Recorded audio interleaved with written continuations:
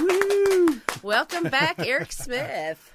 Now is the hot seat time. You've presented your wonderful songs and kept us on our toes the last set. Thank you. But now we want to find out a little bit more about you, All right. the songwriter, the person. You are from Lewisville, or living in Lewisville. Born in Dallas. Born in Dallas. Yeah, I've been in Lewisville for 30-something years now, so, yeah. So when did you start all of this, the songwriting and the music? And You know, I look back on that sometimes, and I've been writing and jotting stuff down for probably since I was my late teens, and just, whatever, through love breakups, and somehow or another, I would just find, whatever. I would just write stuff that was on my heart. And then, so I got this, like a lot of people, a briefcase at the house full of part of this, part of that. Right. And then, probably about 15 years ago, I really started taking the writing and completing and that kind of stuff. Just, you start hanging out with songwriters, that community, and so Right. you're motivated more to finish song. But anyway, about 15 years ago, I really started taking it more serious, because I have this inner struggle. I want to be a better musician, but then I want to be a better songwriter. And so there's these clashing forces, Right. like we were talking about Jacob Johnson. Like, man, that guy, he's mastered both. Anyway. yeah. So when did you start playing guitar? 15, doing the whole rock So it was and roll about thing. the same time. Yeah, well, I was 15 years old, so I'm telling on myself, I'll be 55 this year. So about 15 years ago, I started really taking the songwriting stuff serious. Okay. But as a younger guy, I played the rock band stuff, had hair down to here and all that fun times. But to me today, music is just, for whatever reason, it's far more enjoyable today.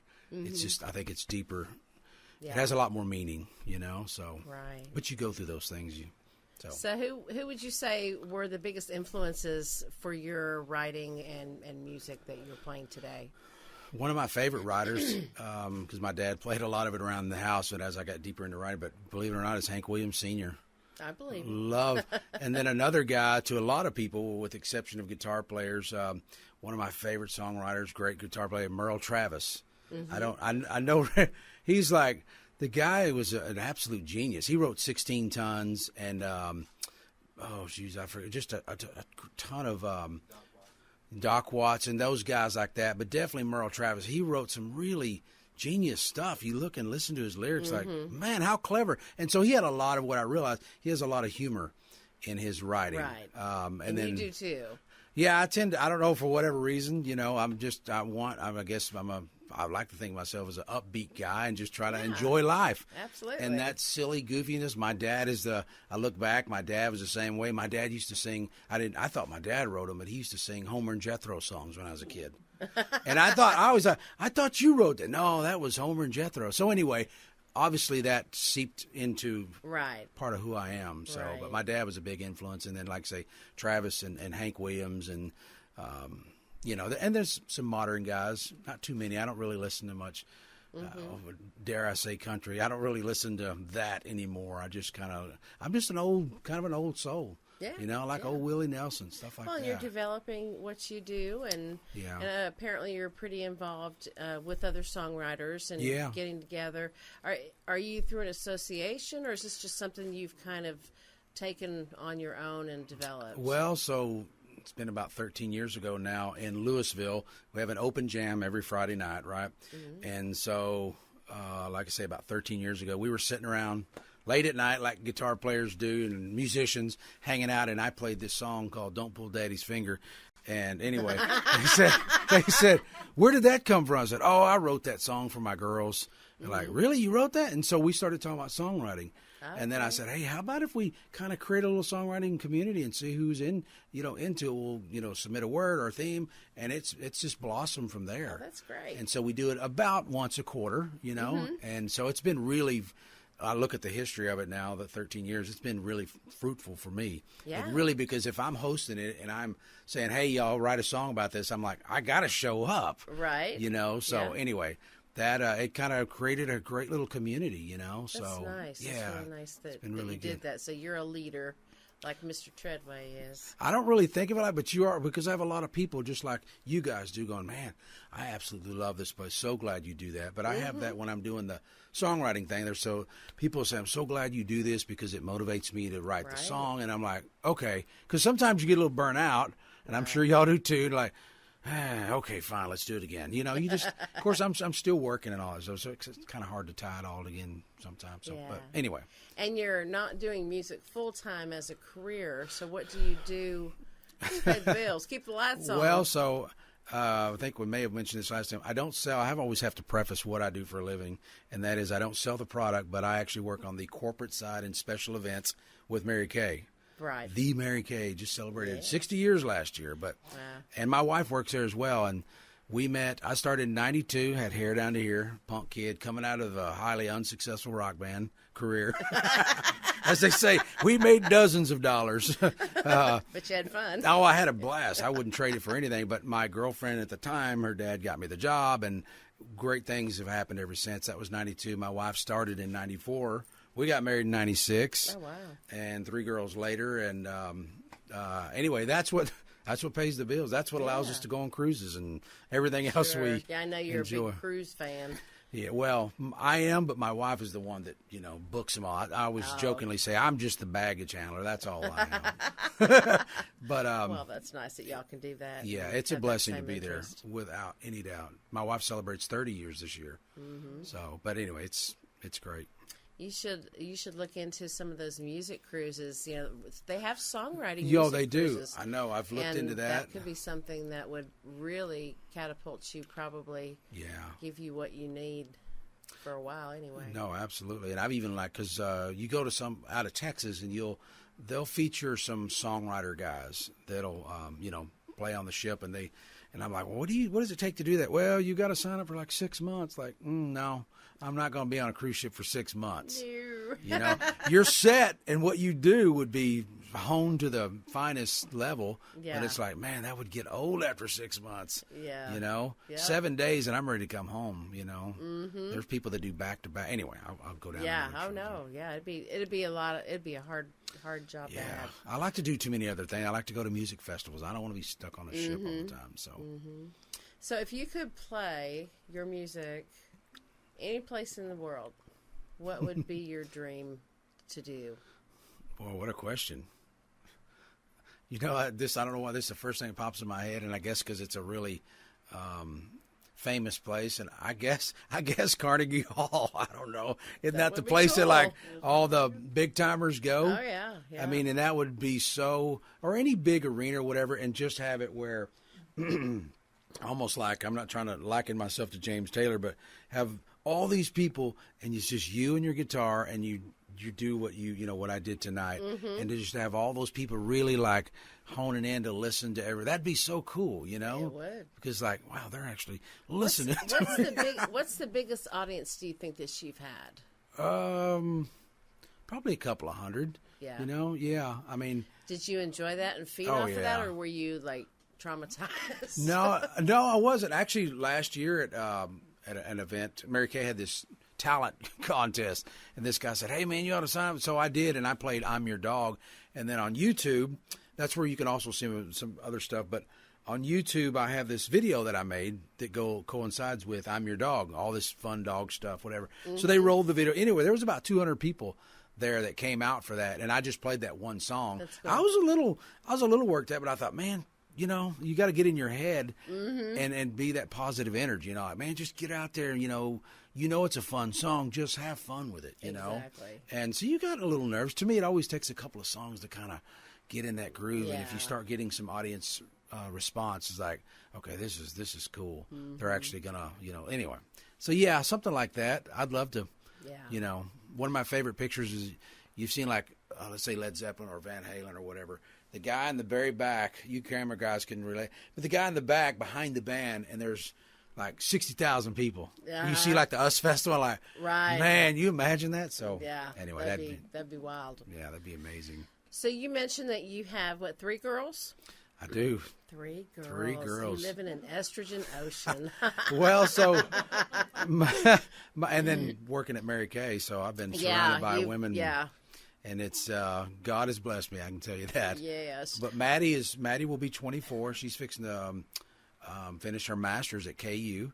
Oh, wow. And she's a hard worker. And then Audrey, I have twins. Audrey is at Texas Tech. She'll be a senior coming up pretty soon. And then Ava, her twin, is at the house working, just trying to figure out where she wants to go. Okay. So, but I'm a Now, are any of your girls interested in songwriting and music? Well, so we had them all take piano for a couple of years, and they did that. Then Maddie played violin, or what I like to say, fiddle, 6th through senior. So we played some festivals together. Oh, how nice. That was cool. I won a couple of contests at Winfield, the Walnut Valley Fest. The one that Randy mentioned that Muriel won the contest for fingerstyle. They also have a songwriting contest. I won that 4 times now, which is so cool. But I won one time. Kid song that I wrote for my girls, and I wrote all the mandolin parts for it and stuff, and then Maddie played the fiddle on stage, and for me, that was like the coolest music paycheck I could, I mean, that was just a cool look over, and you're at a festival that you absolutely love. I don't know how many people were in the audience. That was a pretty good audience. Yeah. I actually have a picture I'll show you later. Okay. And I'm going to tell you back to your other question real fast. So you asked how many people would play for. Do y'all know who John McCutcheon is? Big folk guy, but he's really huge and popular at the Walnut Valley Festival. Anyway, so all these people come early to get lined up and get a good seat for John McCutcheon. I mean, like probably 400 or 500 people. So the songwriting contest is on at this moment while all these people. So I come out, and I mean the whole thing. And I asked my friend, I said, "Get behind me and take a picture," and she did. It's on Facebook. I'll have to show you. Okay. But I was like, that's that picture but it was about 300 or 400 people. It was amazing. And my friends were like, "Dude, you had an amazing audience." Like, well, they were really for John. No, they were there for you. Don't tell me. I know. But it was so cool. Like, damn, this is a lot of people, but it was neat. So I'm sorry. No, it's kind of a rush really to get up in front of a lot of people like that and have them be accepting of what you're doing. Yeah. The thing that I think I've learned by a lot of that, and this comes with time and experience, is just when you get up to perform, try to be as calm as you can. Don't play too fast. Try to just try to relax if you can. I mean, that's, all that stuff, Anyway. And then my other 2 girls real quick. Ava played cello through school, and then Audrey played saxophone. So they have music in their blood, if you will. Right. So maybe have they stuck with those instruments, or do they put them down? Man, they're all doing college stuff now. Yeah, and that's fine. Pick them back up. Yeah. You never know. Maybe God will bless me with some beautiful, wonderful grandchildren that are just totally absorbed in the music. So never can tell. No, I know it. So anyway. So if today a young songwriter came to you and said, "Hey, I think this is what I want to do for the rest of my life," what advice would you give them? That's a good question. And y'all, I know y'all, you probably could fill up a whole notebook full of songwriters that y'all know, especially Randy. And so Randy, I'm sure, has seen things come and go, and careers that excelled and some that didn't. Probably more that didn't that did. But I would just say, this sounds cheesy and a cop out, but truly follow your heart. Try it at least, and just test the waters. Because if you don't, then you'll always wonder what if, get out there for a while, especially if you're young and you're not married and that kind of stuff. Because when those things come in life, marriage, kids, and if say you do, then we all know that makes it even more challenging, more difficult. And so then when you get to that stage, in my opinion, you've got to kind of set your ego aside and your pride and like, no, I've got to be a father. I mean, it doesn't mean you can't play anymore. But anyway, I would say test the waters, but tread with great caution, because I have a great friend. She actually played here a long time, Deirdre Wilson. Yes, I know Deirdre. She lives just down the road from me. Yeah. Sweet lady. I love Deirdre. Very sweet. But man, I sure will. Yes. But she's a sweet lady, man, and I a lot of times I'll take my songs to her, say, "Hey, can I play this?" And she, and so she's a great person to bounce stuff off. But seeing where she's at, she's doing fine. But I mean, that was a tough road, to give it all, because I think she did pretty well, rose pretty high up in the ranks, and then just things change, whatever, music shift and all that. So anyway. Travel with caution. Do it though, Do it, like that rock band I was in. part of me didn't want to do it because I was so shy and so scared, you know. That's what you needed. And I did, and I had great friends that, come on, man, get out there. And, man, I was terrified. It's pretty amazing to sit here today and do this. I've done it enough now that you still get nervous occasionally, or I don't not nervous, but you get anxious. Right. You know, you get too fired up. But anyway, again, in a nutshell, travel with caution, but go do it. Don't not do it. And I've been to a lot of workshops, and they're like, this is a great message. I'm trying to think of her name, but this lady, Mary Goucher, Gaucher. I was at one of her workshops, and she's like, look, you're going to suck. You're going to suck really bad, but you got to get out there and do it. The only way to get from sucking is to get out there and do it, you know? And so just got to get out there, you know? Well, you don't suck. And, well, no, yeah. Thank you. I appreciate that. You're doing just fine. And like I said, we really enjoyed you tonight. And it's so good to have you coming back into the studio. And it's an honor and a blessing. And it really is. We look forward to see what else you can bring us soon.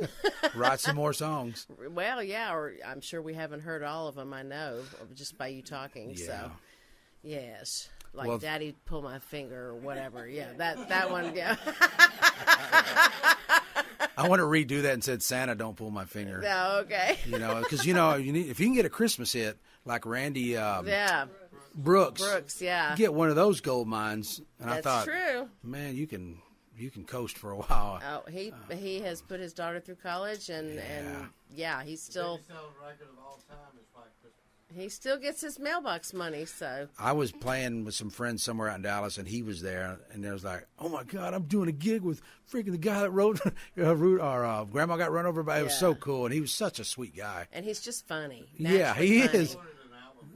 Oh, did he really? Yeah. He's a cool guy, man.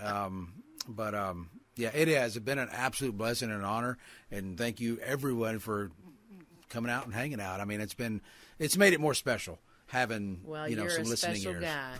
Thank you. And everybody out there, thank you for listening. You are in the music room. Hey, y'all. While you're watching this, hang around a little bit more and watch all the cool slideshow pictures coming your way.